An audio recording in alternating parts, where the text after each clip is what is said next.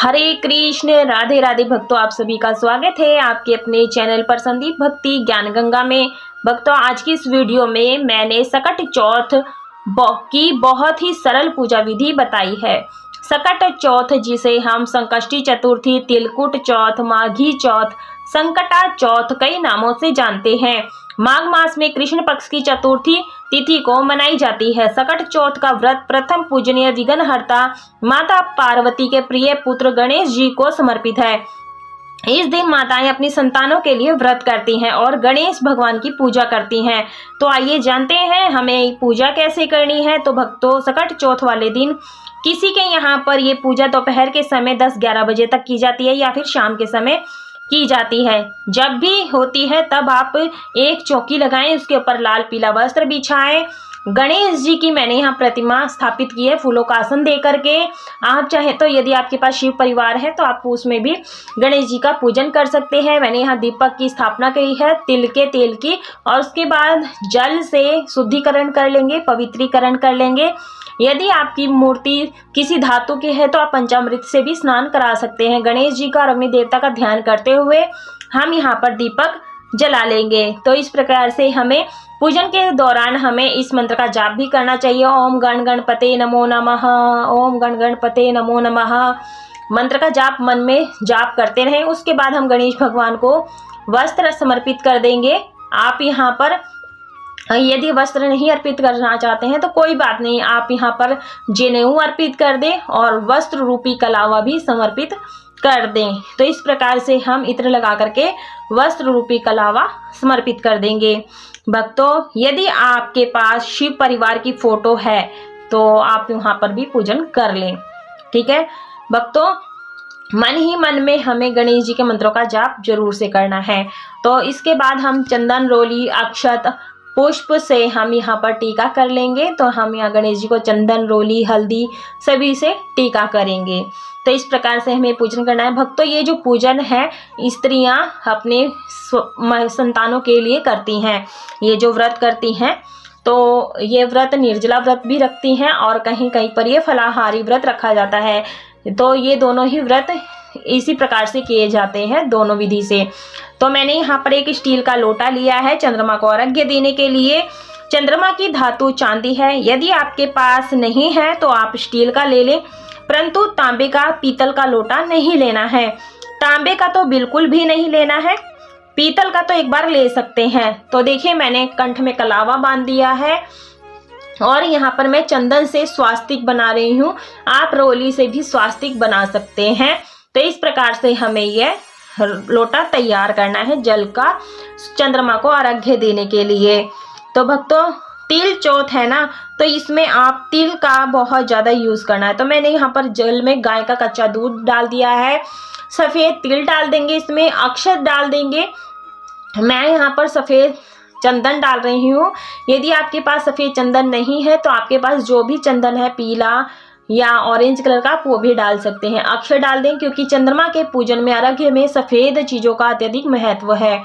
तो इस प्रकार से सफ़ेद फूल अर्पित कर देंगे, इसमें लोटे में डाल देंगे इस प्रकार से, और हम यह पास में ही रख देंगे। तो भक्तों, आप यहाँ पे चाहें तो दीप कलश की भी स्थापना कर सकते हैं। मैंने यहाँ पर गणेश भगवान को दूर्वा अर्पित करी है। आप 11 या 21 के जोड़े में दूर्वा जरूर से समर्पित करें। और उसके बाद में जो भी फूल हैं, हो सके तो आप गुड़हल का फूल ले लें, और यदि नहीं मिल पा रहा है तो गुलाब के फूल तो हर जगह मिल जाते हैं। तो गुलाब का फूल आप अर्पित करें, चढ़ाएं यहाँ पर। और गेंदे के फूल जो भी आपके पास उपलब्ध हो आप वो चढ़ाएं। तो इसके बाद में गेंदे के फूल तो सभी को मिल जाते हैं और सभी भगवानों को चढ़ाए जाते हैं। भक्तों, जो ये व्रत पूजन होता है महिलाएं अपनी संतानों के लिए करती हैं, उनके उत्तम स्वास्थ्य के लिए, उनके उज्जवल भविष्य के लिए, उनकी रक्षा के लिए और सुख समृद्धि के लिए यह व्रत पूजन किया जाता है।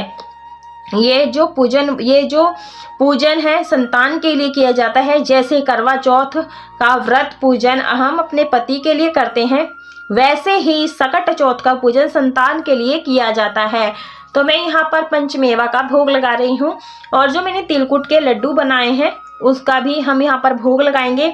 सकट चौथ के दिन एक विशेष भोग प्रसाद बनाया जाता है जिसके बिना ये व्रत पूजन अधूरा माना जाता है।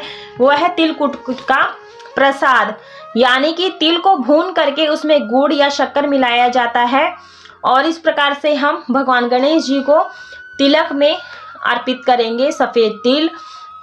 भक्तों, सकट चौथ के दिन तिल को चटकाना बहुत ही शुभ माना जाता है, तो हम यहाँ पर दीपक में भी अर्पित कर देंगे और ऋतु फल जो भी आपके पास उपलब्ध हो वो आप भोग लगाएं, क्योंकि तिल जितने चटकते हैं वैसे हमारे जीवन में जितने भी संकट होते हैं वो तिल तिल करके समाप्त हो जाते हैं।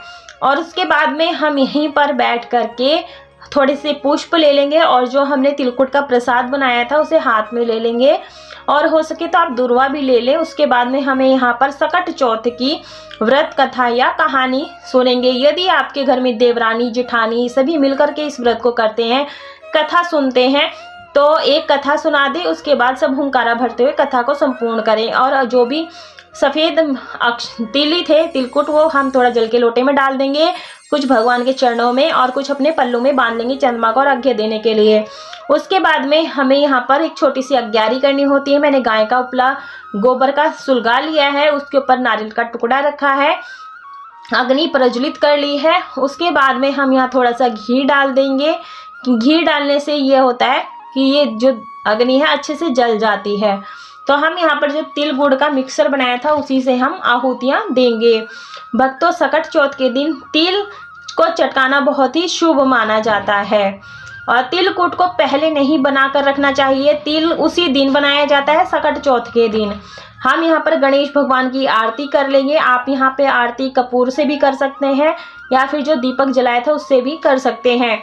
यदि आपके यहाँ पर दोपहर में कथा सुनी जाती है तो सुबह में सेम इसी विधि से पूजा की जाती है। यदि शाम को कथा सुनी जाती है तब इसी विधि से शाम को भी पूजा की जाती है। किसी किसी के यहाँ पर बायना भी निकाला जाता है, सूट साड़ी।